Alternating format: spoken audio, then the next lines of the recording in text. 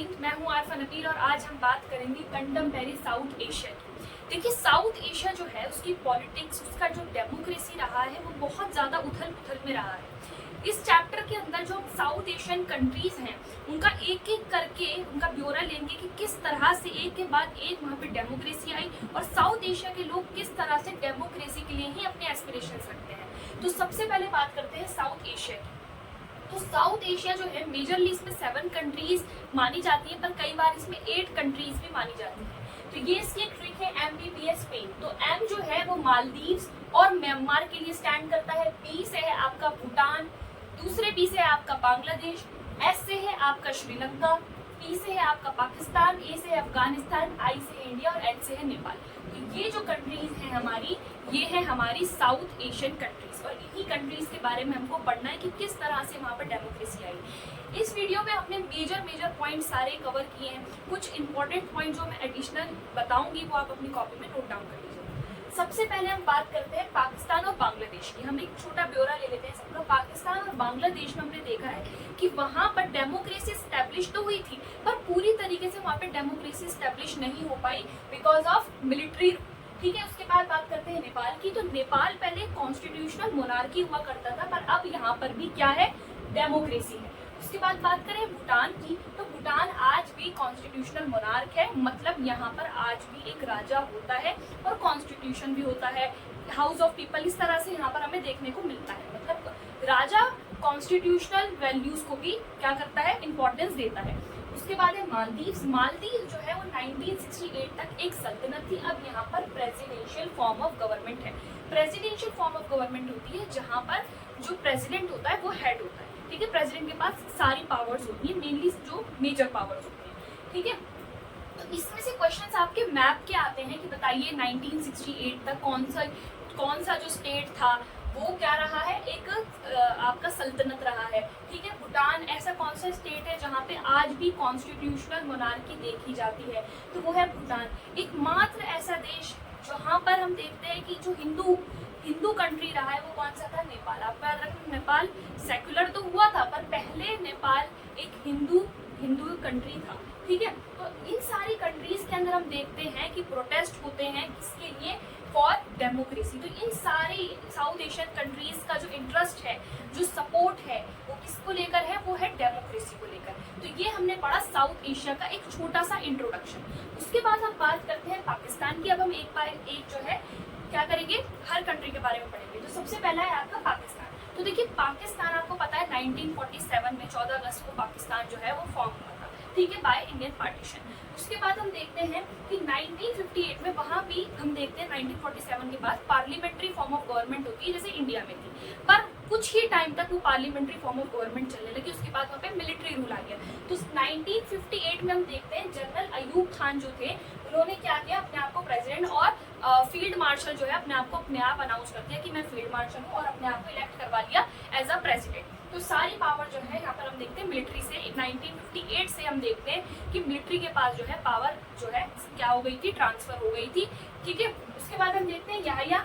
उसके बाद आपके जब इनका प्रोटेस्ट हुआ अयूब खान का, तो इन्होंने किसको दी थी पावर, अपनी याहिया को। ठीक है, तो याहिया जब आपके हेड बने तो यहाँ पर हम देखते हैं याहिया के उसी टाइम पे बांग्लादेश क्राइसिस देखने को मिलता है। बांग्लादेश क्राइसिस क्या, हमें पता है कि दो पाकिस्तान बने थे। एक बना था आपका, इधर देखिए, एक बना था आपका वेस्टर्न पाकिस्तान और एक बना था आपका ईस्टर्न पाकिस्तान। वेस्टर्न पाकिस्तान जो आज भी पाकिस्तान है और ईस्टर्न पाकिस्तान जिसे हम बांग्लादेश के नाम से जानते हैं। तो जब याहिया जो थे ये पावर में थे पाकिस्तान में, तो हम ये देखते हैं कि बांग्लादेश में क्राइसिस, मतलब ये जो थे आपके वेस्टर्न पाकिस्तान के लोग, ये क्या करते थे, ईस्टर्न पाकिस्तान के लोगों को, जो बंगाली लोग थे, उनके कल्चर को, उनकी लैंग्वेज को दबाने की कोशिश करते थे। और उर्दू भाषा जो यहाँ की भाषा थी वेस्ट पाकिस्तान की, यहाँ पर जो है ईस्ट पाकिस्तान में उर्दू भाषा, अपना कल्चर, अपने रिचुअल्स जो हैं क्या करने की कोशिश करते थे, थोपने की कोशिश करते थे। तो इनके साथ बहुत ज़्यादा डिस्क्रिमिनेशन हो रहा था। ठीक है, तो हमने यहाँ देखा कि ये जो लोग थे ईस्ट पाकिस्तान के लोग, ये क्या चाहते थे, ये फ्रीडम चाहते थे किससे, वेस्ट पाकिस्तान से। ये चाहते थे कि हम अपनी अलग एक मुस्लिम कंट्री, अपनी दूसरी एक अलग कंट्री बनाए। हालांकि इन्होंने अपने आप को सेक्युलर बनाया था। ठीक है, तो हम देखते हैं कि जब याहिया जो थे वो पावर में थे, तो यहाँ पर बांग्लादेश क्राइसिस होता है। ठीक है, और इंडिया और पाकिस्तान के बीच में जो है वॉर होती है और उसके बाद जो है इंडिया पाकिस्तान को हरा देता है, पाकिस्तान जो है वो सरेंडर कर देता है। और यहाँ पे 1971 में बांग्लादेश फॉर्म होता है, इसको बोलते हैं 1971 का इंडिया एंड पाक वॉर। उसके बाद हम देखते हैं कि अब बहुत ज़्यादा प्रोटेस्ट देखने को मिलते हैं हमें। तो प्रोटेस्ट के बाद एक इलेक्टेड गवर्नमेंट बनती है जो थी जुल्फिकार भुट्टो की। ठीक है, आपको याद रखना है जुल्फिकार भुट्टो की जो है इलेक्टेड गवर्नमेंट बनती है, पर ये भी ज़्यादा टाइम तक नहीं रह पाती, इनको फिर फांसी दे दी जाती है किसी दूसरे केस में फंसा कर। ठीक है, उसके बाद हम देखते हैं कि 1977 में जनरल जियाउल हक जो हैं वो जो कॉन्स्टिट्यूशन को क्या कर देते हैं, कॉन्स्टिट्यूशन को निरस्त कर देते हैं कि हम कोई कॉन्स्टिट्यूशन नहीं मानेंगे, और जियाउल हक जो है अपने आप को क्या कर लेते हैं, एक्सट्रीम पावर जो है दे देते हैं और अपना रूल शुरू करते हैं, मिलिट्री रूल। ठीक है, तो जनरल जियाउल हक जो है यहाँ पर दोबारा से मिलिट्री रूल स्टैब्लिश कर देते हैं। उसके बाद हम देखते हैं कि कुछ टाइम के बाद फिर 1982 के दौरान क्या होता है कि पाकिस्तान में फिर से डेमोक्रेसी के लिए प्रोटेस्ट होने शुरू होते हैं। ऐसा नहीं है, डेमोक्रेसी के प्रोटेस्ट पाकिस्तान में बार बार होते रहते हैं, बट डेमोक्रेसी वहाँ पे पूरी तरीके से स्टैब्लिश नहीं हो पाई, वो यहाँ पढ़ेंगे हम क्यों नहीं हो पाई। ठीक है, तो 1988 में हम देखते हैं कि बेनज़ीर भुट्टो जो किसकी बेटी थी, आपकी जुल्फिकार भुट्टो की बेटी थी। ठीक है, उनको क्या बना, वो जो है पावर में आती है, प्रधानमंत्री बनती है, PM बनती है। ठीक है, आपकी पाकिस्तान पीपल्स पार्टी। ठीक है, ये पाकिस्तान पीपल्स पार्टी जो है ये इलेक्शन में वो जीत जाती है, और यहाँ हम देखते हैं कि बेनज़ीर भुट्टो की सरकार बनती है, पर इनकी भी सरकार ज़्यादा टाइम तक नहीं रह पाती, इनका एसेसिनेशन होता है, इनको गोली मारकर इनकी हत्या कर दी जाती है। ठीक है, तो देखिए इनके फादर जो थे आपके जुल्फिकार भुट्टो, इनको फांसी दे दी जाती है बेसिकली। ठीक है, और आपकी 1988 में जो बेनज़ीर भुट्टो थी, जब इनका रूल चल ही रहा था, उसके बाद 1999 में बेनज़ीर भुट्टो की क्या हो जाती है, एसेसिनेशन, हत्या कर दी जाती है। उसके बाद क्या होता है, उसके बाद जो जनरल परवेज़ मुशर्रफ थे, जनरल परवेज़ मुशर्रफ जो थे, जो नवाज शरीफ उस टाइम पे इलेक्टेड थे। ठीक है, नवाज शरीफ जो है ना उसी टाइम पे बेनज़ीर भुट्टो के बाद जो है इलेक्टेड प्राइम मिनिस्टर थे, तो उनको क्या करते हैं, परवेज़ मुशर्रफ जो है अपनी गद्दी पे से हटा देते हैं और सारी पावर जो है जनरल परवेज़ मुशर्रफ जो है अपने हाथ में ले लेते हैं। तो दोबारा से हम देखते हैं कि पाकिस्तान में मिलिट्री रूल स्टैब्लिश हो जाता है। ठीक है, तो ये आपको एक शॉर्ट में इंट्रोडक्शन याद रखना है, किस तरह एक मतलब 1 बाय 1 जो है हम देखते हैं कि मिलिट्री रूल्स बार बार स्टैब्लिश होता है। 1958 में जनरल अयूब खान ने, उसके बाद हम देखते हैं कि याह्या खान आ गए, फिर बीच में कुछ टाइम के लिए जुल्फिकार अली भुट्टो की इलेक्टेड गवर्नमेंट बनी, फिर जियाउल हक आ गए।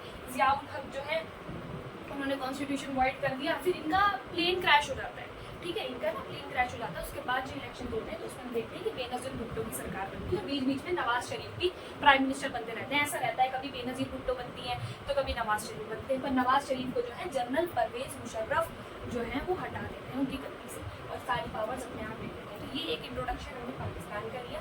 ठीक है, एसेसिनेशन देख लीजिए आप, यहाँ पर दोनों मेजर जो इलेक्टेड वो थे उनको एसेसिनेशन कर दिया गया। उसके बाद हम देखते हैं कि यहाँ पे डेमोक्रेसी क्यों स्टैब्लिश नहीं हो पाई आज तक, ऐसे कौन से रीजंस हैं।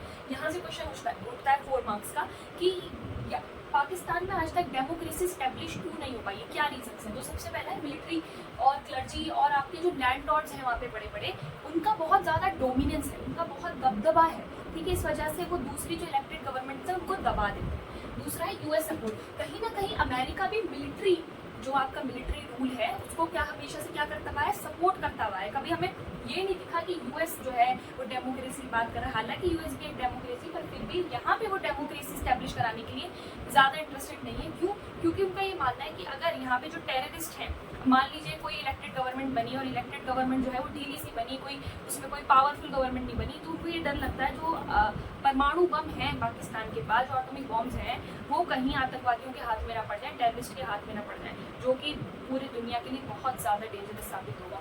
तो यहाँ हम देखते हैं कि US भी सपोर्ट करता है, जिस वजह से यहाँ पे मिलिट्री रूल स्टैब्लिश होता रहता है। उसके बाद जब भी हम ये देखते हैं कि डेमोक्रेसी के लिए वहाँ पे प्रोटेस्ट होने शुरू होते हैं, जो आपने देखे कि बीच बीच में प्रोटेस्ट हुए तो इलेक्टेड गवर्नमेंट बनी, पर यहाँ देखते हैं कि जब भी कोई डेमोक्रेसी के लिए मूवमेंट शुरू होता है ना पाकिस्तान में, तो हम ये देखते हैं कि इंडिया पर या तो कोई अटैक हो जाता है, या इंडिया की तरफ ध्यान जो है लोगों का जो है अट्रैक्ट कर देते हैं, जो पॉलिटिशियंस होते हैं कि देखो इंडिया वाले क्या कर रहे हैं, सारा ध्यान जो है वो इंडिया की तरफ लगा देते हैं।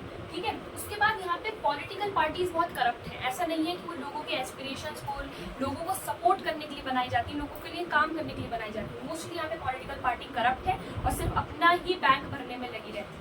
ठीक है। और यहाँ पे टेररिज्म तो सबसे मेजर मुद्दा है कि टेररिज्म की वजह से यहाँ पे मिलिट्री रूल जो है स्टैब्लिश है, मिलिट्री अपने पास मेजर पावर्स रखती है। तो ये कुछ रीजंस जो हैं आप बता सकते हैं कि इस वजह से पाकिस्तान में डेमोक्रेसी स्टैब्लिश नहीं हो पाई है। उसके बाद हम बात कर अब है डेमोक्रेसी इन बांग्लादेश। अब डेमोक्रेसी इन बांग्लादेश देखिए क्या है, पहले बांग्लादेश बना कैसे ये पढ़ना पड़ेगा। तो सबसे पहले आपको याद रखना है कि पहले बांग्लादेश किसका पार्ट था, पाकिस्तान का पार्ट था। दो पाकिस्तान थे, एक था वेस्टर्न पाकिस्तान और एक था ईस्टर्न पाकिस्तान।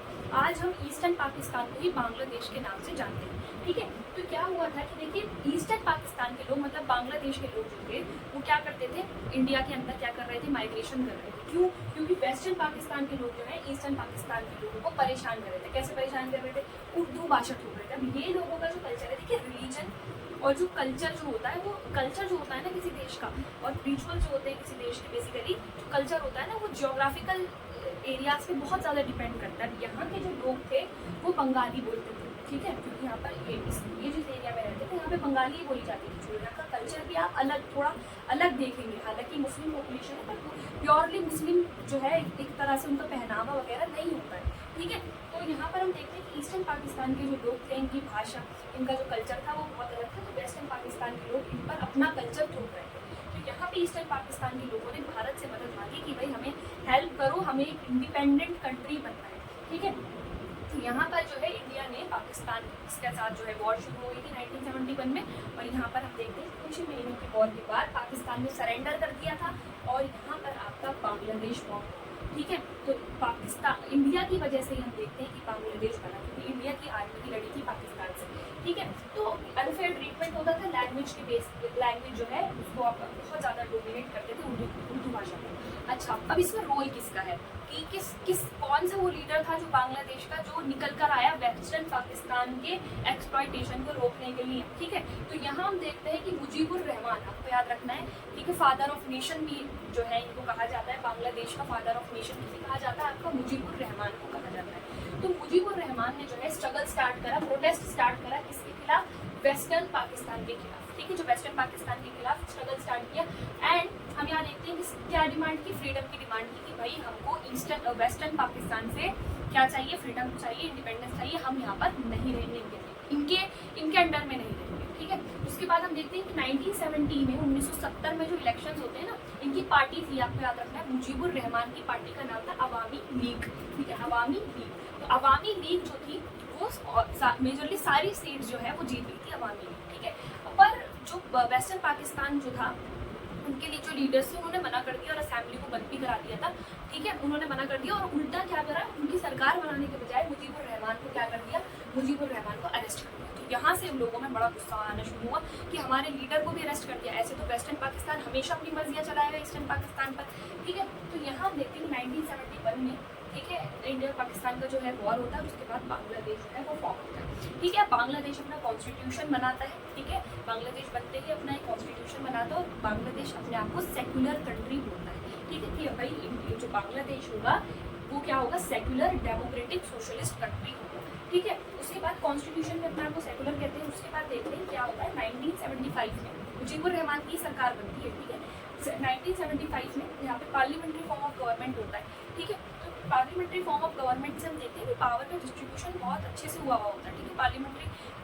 आपको पता होना चाहिए पार्लियामेंट्री फॉर्म ऑफ गवर्नमेंट क्या होता है, कि पार्लियामेंट होता है, हाउसेज होते हैं, एक पीएम जो होता है उसका कैबिनेट होता है, इस तरह से कैबिनेट जो होता है वो रिस्पॉन्सिबल होता है, ठीक है, इस तरह से कुछ फीचर्स होते हैं इसके। तो 1975 में प्रेसिडेंशियल फॉर्म ऑफ गवर्नमेंट में चेंज कर देते हैं, ठीक है। तो आपको याद रखना है कि मुजीबुर रहमान जो है वो क्या अपना लेते हैं? Presidential form of government. Presidential form of government में प्रेसिडेंट के पास बहुत पावर्स होती है, ठीक है। और ये चलिए ठीक है, प्रेसिडेंशियल फॉर्म ऑफ गवर्नमेंट तो ये चेंज करते ही हैं, पर सारी पॉलिटिकल पार्टीज को बैन कर देते हैं, ठीक है। अपनी अवामी लीग को छोड़ के सारी पॉलिटिकल पार्टीज को क्या करते हैं? बैन कर देते हैं। बस फिर क्या होगा? आर्मी और मुजीबुर रहमान के बीच में जो होगी लड़ाई होगी शुरू हो जाएगी। और यहाँ पर 1975 में मुजीबुर रहमान जो है इनकी क्या करती जाती है? हत्या करती जाती है, ठीक है। इनकी फैमिली के भी कई मेंबर्स जो है इसमें मर जाते हैं, ठीक है। अब ये देखिए कि जब ये आपके मुजीबुर रहमान जो है ये इनका असैसिनेशन कर दिया जाता है, तो उसके बाद आते हैं आपके ज़ियाउर रहमान, ठीक है। ज़ियाउर रहमान जो है ये प्रेसिडेंट बनते हैं। उसके बाद इनका इलेक्शन भी होता है, ठीक है, इलेक्शन में ये जीत भी जाते हैं ज़ियाउर रहमान, पर इनको अभी असैसिनेशन हो जाता है। आपको याद रखना है ज़ियाउर रहमान बनते हैं, मुजीबुर रहमान के बाद कौन बनते हैं? ज़ियाउर रहमान। जियाउल हक नहीं बोलना के, ठीक है, जियाउर रहमान बनते हैं और जियाउर रहमान जब जीत जाते हैं इलेक्शन में तो आर्मी उनको भी मार देती है, मिलिट्री जो है जियाउर रहमान का भी असैसिनेशन हो जाता है। उसके बाद आपके बनते हैं जियाउर रहमान के बाद जो है आपके बनते हैं लेफ्टिनेंट जनरल इरशाद, ठीक है। तो लेफ्टिनेंट जनरल इरशाद जो होते हैं उसके बाद वो बहुत ज़्यादा अपना दबदबा जमाने की कोशिश करते हैं बांग्लादेश में, पर बाद में उनको भी इस्तीफा देना पड़ता है। इस टाइम जो है यहाँ की बांग्लादेश की जो प्राइम मिनिस्टर है वो कौन है, शेख हसीना, ठीक है। बहुत 2008 से 2009 से वो प्राइम मिनिस्टर हैं और वो किसकी बेटी हैं, वो मुजीबुर रहमान की ही बेटी अवामी लीग की, ठीक है। तो मुजीबुर रहमान की जो बेटी है आज शेख हसीना, जो बच गई थी, मतलब जब उनकी पूरी फैमिली को मारा गया था तो शेख हसीना जो है वो बच गई थी, वो बाहर थी। तो हम देखते हैं वहाँ पर कि शेख हसीना आज बांग्लादेश की है, वो कौन है, प्राइम मिनिस्टर है। अब नेपाल भी हमारी एक साउथ एशियन कंट्री है और यहाँ पर भी हम देखते हैं कि डेमोक्रेसी के लिए लोग बहुत ज़्यादा एस्पिरेशंस रखते हैं। तो सबसे पहले आपका नेपाल जो है देखिए वो एक हिंदू किंगडम हुआ करता था, ठीक है। यहाँ पे एक प्योरली हिंदू किंगडम था। यहाँ पे जो ऑफिशियल स्टेट का जो रिलीजन था, ऑफिशियल रिलीजन जो था ना नेपाल का, वो हिंदू था। पर हम देखते हैं कि 2008 के बाद हिंदू एक सेक्युलर स्टेट बन गया था, ठीक है। चलिए देखते हैं, तो नेपाल एक हिंदू किंगडम हुआ करता था और यहाँ पे जो गवर्नमेंट थी उसको कौन कंट्रोल करता था, किंग कंट्रोल करता था, ठीक है। 1990 में हम देखते हैं कि यहाँ पे थोड़े डेमोक्रेटिक मूवमेंट स्टार्ट होते हैं, डेमोक्रेसी के लिए बात होती है, ठीक है। तो डेमोक्रेसी जब मूवमेंट यहाँ पे स्टार्ट होते हैं तो यहाँ पर क्या आ जाती है, कॉन्स्टिट्यूशनल मोनार्की, मतलब एक कॉन्स्टिट्यूशन बनाया जाता है और मोनार्की जो है, मतलब जो राजा था उसकी पावर्स को थोड़ा क्या कर दिया जाता है, कम कर दिया जाता है, ठीक है। फिर उसके बाद हम देखते हैं कि 1990 के बाद कुछ ही टाइम कॉन्स्टिट्यूशनल मोनार्की चलती है, फिर राजा सोचता है कि ये क्या मेरी पावर्स को इन्होंने कम कर दिया, तो राजा 2002 में फिर से एब्सोल्यूट मोनार्की ले आता है कि ये सब हटाओ, कॉन्स्टिट्यूशन वगैरह मेरा ही मर्जी चलेगा, ठीक है। तो एब्सोल्यूट मोनार्की जो है दोबारा से हम देखते हैं नेपाल में आ जाती है। उसके बाद 2006 में दोबारा से हम देखते हैं कि डेमोक्रेसी के लिए प्रोटेस्ट होने शुरू हो जाते हैं और यहाँ पर राजा को क्या करनी पड़ती है, जो गवर्नमेंट उसने 2002 में क्या कर दी थी, बंद कर दी थी, असेंबली को बंद कर दिया था, वो दोबारा से रीस्टोर करनी पड़ती है, दोबारा से स्टार्ट करना पड़ता है, मतलब दोबारा से कहीं ना कहीं कॉन्स्टिट्यूशनल मोनार्की को क्या करनी पड़ती है, इजाजत देनी पड़ती है। उसके बाद 2006 के बाद यहाँ पे फिर से हम देखते हैं कॉन्स्टिट्यूशनल मोनार्की, कॉन्स्टिट्यूशन शुरू हो जाता है। उसके बाद 2008 में आखिरकार यहाँ पर मोनार्की जो है उसको अबॉलिश कर दिया जाता है, राजा को जो है बिल्कुल जो है उसका जो राजा की जो पोस्ट थी वो खत्म कर दी जाती है, ठीक है। और नेपाल को क्या बना दिया जाता है, एक डेमोक्रेटिक स्टेट बना दिया जाता है। 2015 में जो है इसका एक न्यू कॉन्स्टिट्यूशन दोबारा से बनाया जाता है। हालांकि नेपाल, अगर आपको मैं बताऊं तो नेपाल के लोग आज दोबारा से ये कह रहे हैं कि इससे अच्छा तो मोनार्की का सिस्टम था। क्यों? क्योंकि हम ये देखते हैं कि डेमोक्रेसी के बाद नेपाल में करप्शन बहुत ज़्यादा बढ़ गया है, लोगों की एस्पिरेशन जो है उस तरह से पूरी नहीं हो रही जैसे एक डेमोक्रेटिक कंट्री में पूरी होनी चाहिए, ठीक है। तो दोबारा से वहाँ पर मोनार्की के लिए, मतलब सारे लोग नहीं पर बहुत से लोग जो है मोनार्की को दोबारा से स्टैब्लिश करना चाहते हैं, क्योंकि डेमोक्रेसी के अंदर जो पॉलिटिकल ब्यूरोक्रेसी है वो बहुत ज़्यादा करप्ट हो गई है, लोगों को बिल्कुल ध्यान नहीं दे रही है, ठीक है। जेट्स में जाते हैं, अपने प्राइवेट जेट्स में, लोग जो है परेशान है पर वो प्राइवेट जेट्स में जा रहे हैं अपने चेकअप्स कराने के लिए, ऐसी कई न्यूज़ जो है नेपाल के बारे में देखने को मिलती है, ठीक है। तो ये नेपाल की जो स्टोरी है, ये तो बहुत शॉर्ट में आपकी बुक में लिखा हुआ है। नेपाल की जो स्टोरी है वो बहुत इंटरेस्टिंग है, कई इसमें राजा है और एक बात, पूरे राजा के परिवार की पूरी हत्या कर दी गई। तो पूरी स्टोरी अगर आपको जाननी तो आप मुझे ज़रूर बताइएगा, अगर 10 बच्चों ने भी बताया तो मैं ज़रूर इस पर एक वीडियो बनाऊंगी, ठीक है। उसके बाद हम देखते हैं कि यहाँ पर हमारा नेपाल का जो है टॉपिक खत्म होता है, किस तरह से वहाँ पे बार डेमोक्रेसी के लिए जो है बात की गई है और आखिरकार वहाँ पे डेमोक्रेसी स्टैब्लिश हो गई और राजा को हटा दिया गया, ठीक है। श्रीलंका की बात करते हैं, जो श्रीलंका जो है यहाँ पर हमें देखने को मिलती है एथनिक कॉन्फ्लिक्ट, ठीक है। आपको याद रखना है, यहाँ पे हमें क्या देखने को मिलता है, यहाँ हमें देखने को मिलता है एथनिक कॉन्फ्लिक्ट देखने को मिलता है यहाँ पर। किस तरह से, तो देखिए श्रीलंका को पहले क्या कहा जाता था, श्रीलंका को पुराना नाम आपसे पूछ सकते हैं, साइलोन कहा जाता था। और यहाँ से जो क्वेश्चन आता है वो मैप कराता है कि बताइए ऐसी कौन सी कंट्री है जो एक हिंदू कंट्री थी कभी, तो आपको नेपाल बताना है, ठीक है। ये तो सब कम ही आता है बहुत, ठीक है। तो श्रीलंका जो है, श्रीलंका को पहले साइलोन कहा जाता था और भारत के 1 साल के बाद 1948 में इसको इंडिपेंडेंस मिला, ठीक है। तो ये देखिए कि यहाँ पर क्या प्रॉब्लम थी, यहाँ पे 2 एथनिक ग्रुप थे, यहाँ पे 2 एथनिक ग्रुप थे। पहला था आपका सिमिलीज, ठीक है, सिमिलीज था, और दूसरे थे आपके तमिल। अब तमिल जो है वो गए कैसे, माइग्रेट हुए कैसे, तमिल तो इंडिया के हैं, तो तमिल जो है वो साउथ से आपके श्रीलंका गए कैसे, ये सवाल है। तो देखिए जो ब्रिटिशर्स है, दोनों भी ब्रिटिशर्स का था, आपका श्रीलंका पे भी इंडिया में भी, तो इंडिया जब श्रीलंका के जो प्लांटेशन एरियाज थे वहाँ पर जब ज़रूरत पड़ी रबर टी और कॉफ़ी के जो प्लांटेशन गार्डन्स थे उनमें ज़रूरत पड़ी ना वर्कर्स की, तो बहुत सारे तमिलों को ले जाया गया, वहाँ पर माइग्रेट कर दिया गया श्रीलंका में, और वो वहीं बस गए, वो जो है वो वहीं बस गए। ठीक है, तो यहाँ आप देखते हैं कि तमिल इस तरह से माइग्रेट हो गए श्रीलंका में। ठीक है, अब तमिलों के साथ बहुत ज़्यादा क्या होने लगा, डिस्क्रिमिनेशन होने लगा। उनके बच्चों को स्कूल्स में एडमिशन नहीं दे रहे थे, उनको जॉब नहीं दे रहे थे, और पॉलिटिक्स से तो उनको बिल्कुल दूर रखा जा रहा था, मतलब पॉलिटिकली तो वो कभी आगे बढ़ ही नहीं पाते।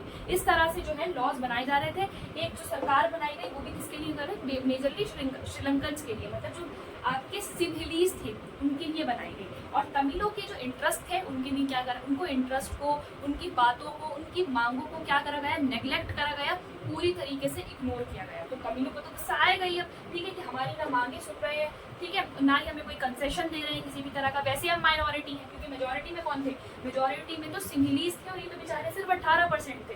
ठीक है, तो यहाँ हम देखते हैं कि तमिलों ने अपने लिए इक्वल राइट्स की मांग करी, और एक और मांग कर डाली कि अब हमें छोटा सा पार्ट चाहिए ऊपर की तरफ, आपका नॉर्थ की तरफ श्रीलंका के, जो क्या होगा, तमिलों की ही कंट्री होगी। मतलब इन्होंने एक तो श्रीलंका के अंदर ही अपनी एक अलग कंट्री की मांग कर लिया।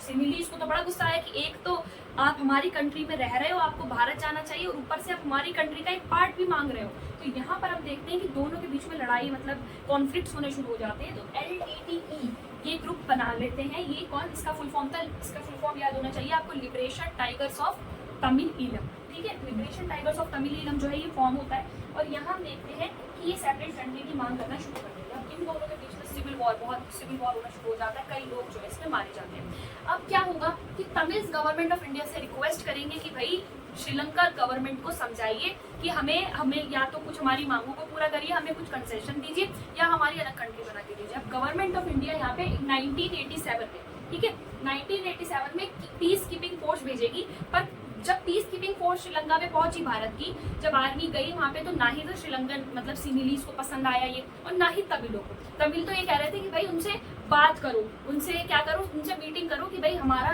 जो है मामला सुलझाओ आप किसी तरीके से। तो 1989 में जब किसी को भी पसंद नहीं आया, तो 1989 में आर्मी को विड्रू कर लिया गया, इंडिया वापस बुला लिया गया। उसके बाद आखिरकार 2009 में जो LTTE ये जो था, liberation tigers of Tamil Eelam, इसका जो हेड था, इसका जो चीफ था प्रभाकरण, उसको मार दिया गया। और आखिरकार 2009 में ये जो पूरी कंप्लीट सिविल वॉर थी ये क्या हो गई, खत्म हो गई। तो इतना इसमें हम देखते हैं कि आज भी हम देखते हैं तमिल, ऐसा नहीं है कि तमिल नहीं रहते हैं तमिल, पर स्थिति जो है, सिचुएशन जो है वो थोड़ी ठीक हो गई। ठीक है, अब बात करते हैं मालदीव्स की।